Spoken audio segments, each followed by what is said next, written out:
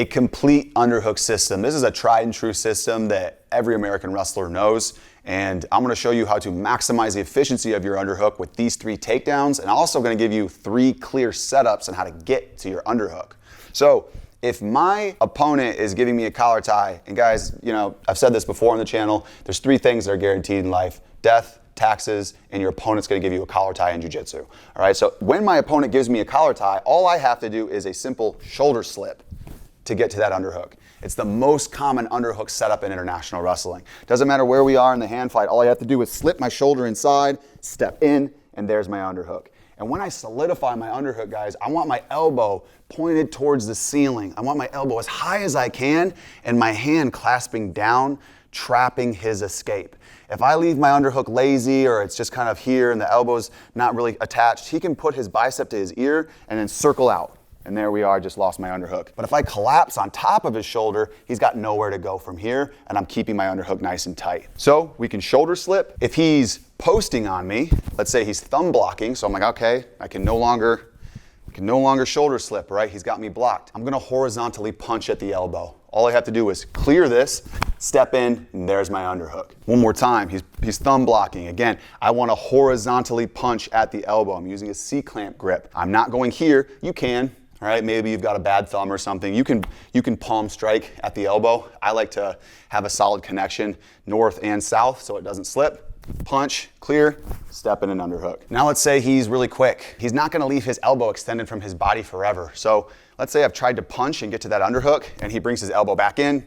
There's not a lot of space for me to get my underhook. So what I'm gonna do is collect the wrist with an inside wrist grip. He's posted up at my shoulder. All I have to do is reach up, grab that wrist, dive my knuckles over top, and there's my inside wrist grip. Guys, I'm really close to an underhook from here. And to make this extra effective, what I'm gonna do is I'm gonna pull his head to the side, okay? So I'm gonna pull his head to the side and lift his wrist to really accentuate that space. And there's this big open space for me to then release my thumb, step into my underhook. So now we've got a way to get to our underhook no matter what. Now how do we use it? Once you're in on your underhook from here, guys, by the nature of the underhook, I've removed his down block to his near side leg. So all I have to do is step foot to foot, shot put this like a Maya Lesnar, and I'm gonna shot put this up, putting his weight onto that far leg, and his free leg, his inside leg, is gonna come right up and into my grip. Knowing how to get to this snatch single position, knowing how to get to that single leg from your underhook, super high percentage, one of the highest percentage single leg setups in grappling. So it's something you're gonna wanna have in your arsenal. Maybe we've done this once or twice, he knows it's coming, so he's keeping that leg really far back, okay?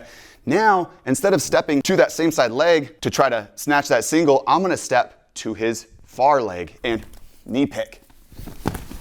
All right, you see the theme that we're going on here. All right, making adjustments when he's making reads. Now let's say he's keeping both legs back. He's scooched his hips really far back. He doesn't want us to get access to either leg. That's great. He's perfectly set us up for a snap down. And once you get to your snap down, you can hunt for guillotines. You can snap, snap, snap, rotate to the back. Once we've gotten to our front headlock from here, a really fun way to finish this, guys, I absolutely love this finish, especially on jiu-jitsu people, is pulling this arm up and then sitting my underhook even deeper to his far hip. I'm collecting his chin. His chin is sitting right in the palm of my hand. And I'm gonna take this underhook, once I've jacked it up and I've gotten it onto the far hip, once I've achieved this position, it's like putting a pin in a post, right? Once I've put a pin in it, it can no longer retract. His elbow's not going anywhere from here. So once I've achieved this position, I'm gonna take my underhook hand and I'm gonna drive it diagonally across his far side shoulder. So I'm gonna take my underhook hand, drive it across his far side shoulder while I peel his head towards me. What I love about the cow catcher, guys, is that it puts me right into side control. I love takedowns that put me from the feet right into a dominant jiu-jitsu position. So one more time, guys. I'm in my underhook. He's like, dang, this guy really likes attacking my legs. He likes knee picks. He likes single legs. So he's getting really far back. And you may just end up here without even attacking the legs, right?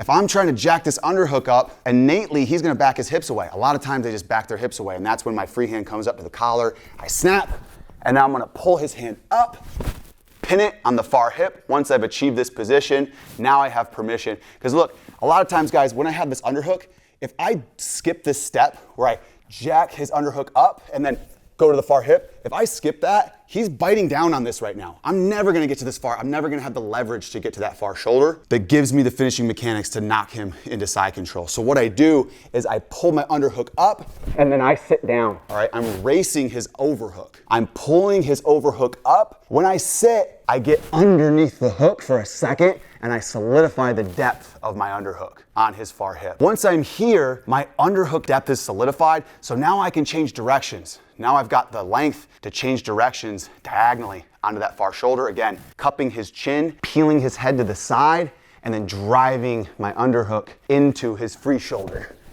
or far shoulder rather, landing in this beautiful, already passed side control position. So that is a complete underhook series, how to have success with your underhook and know where to go with your underhook regardless of the reaction your opponent gives you. And as a heads up, guys, we have an entire instructional coming out on how to take down a bigger, stronger opponent. So if that's something you're interested in, make sure you grab our free takedown mini course linked in the comments and description below. And that's gonna give you early access to the instructional itself. Okay, so this is Adam with Wrestling University, reminding you to always start standing.